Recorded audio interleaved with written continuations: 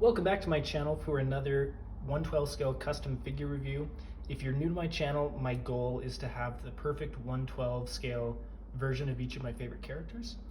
I like to call myself a customizer, but I'm mostly a kit basher, meaning that I'll take parts from pre-existing figures and rearrange them to create my preferred look for a character.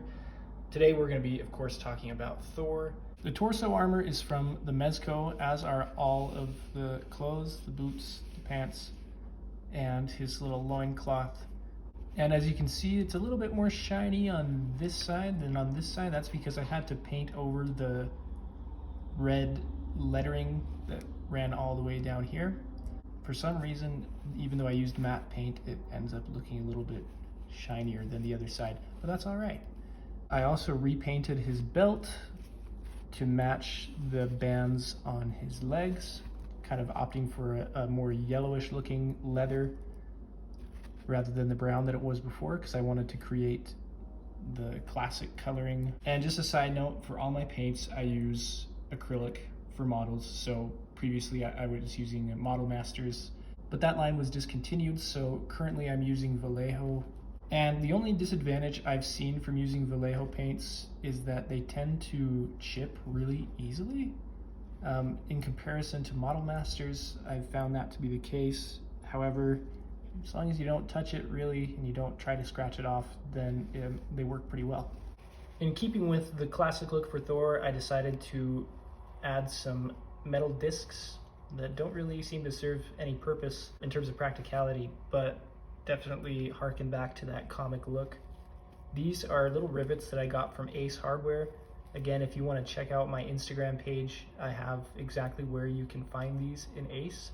But I also drilled holes so that a small portion of the stem of the rivet could slot into the holes, and then I glued them in place. If it was available, I would have gotten a mid-size one to have the large, medium, and small effect here, but they only have big ones and small ones, so this is what I had to do. As I already mentioned, the pants are from the Mezco, and I dyed them using acrylic paint.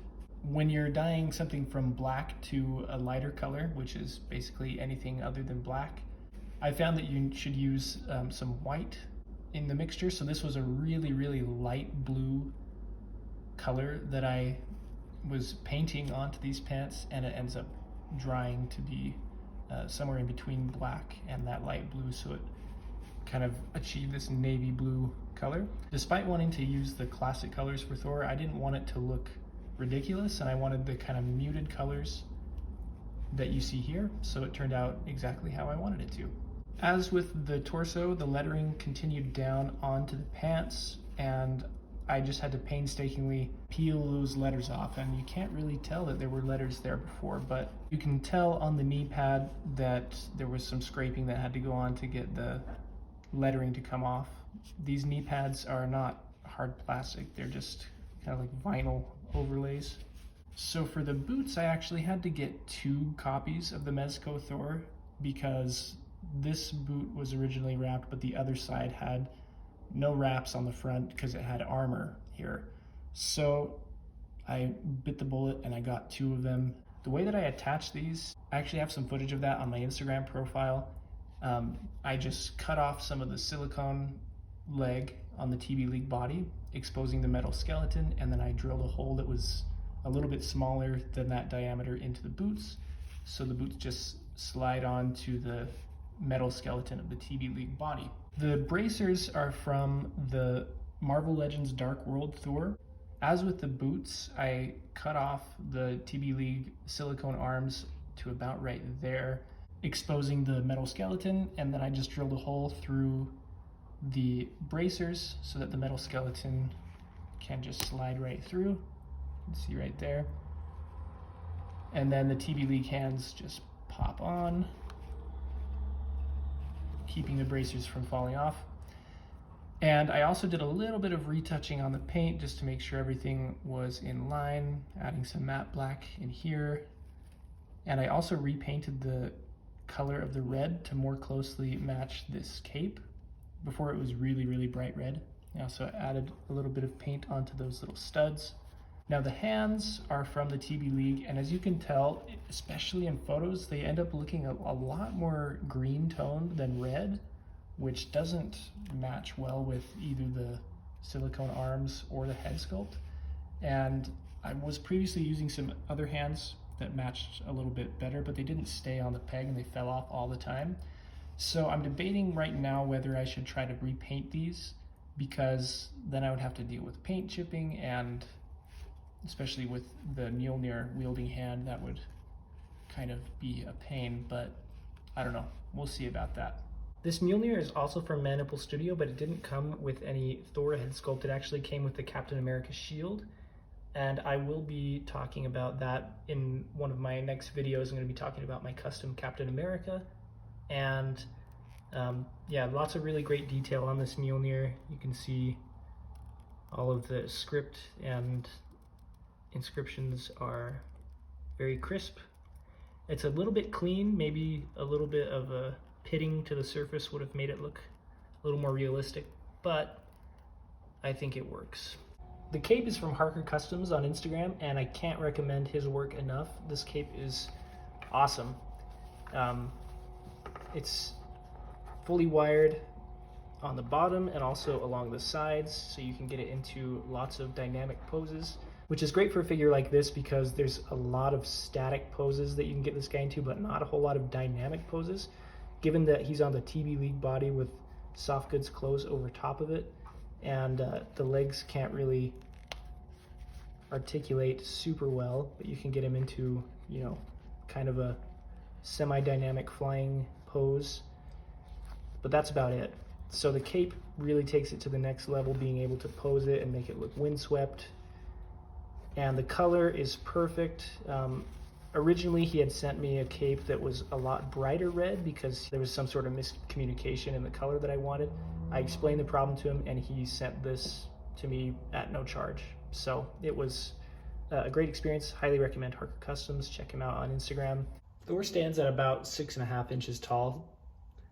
And the reason I'm using the Comic Cave Mark 46 as the size comparison is that this is the figure that I judge how tall I make my custom figures. Because when you're drilling into boots for custom figures, you kind of have the option to make your figure as tall as you want him to be. The Mark 46 is about 6.25 inches tall.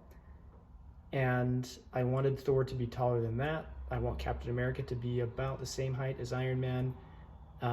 So you'll see me using the Comic Cave Mark 46 as a yardstick because I can't change his height at all.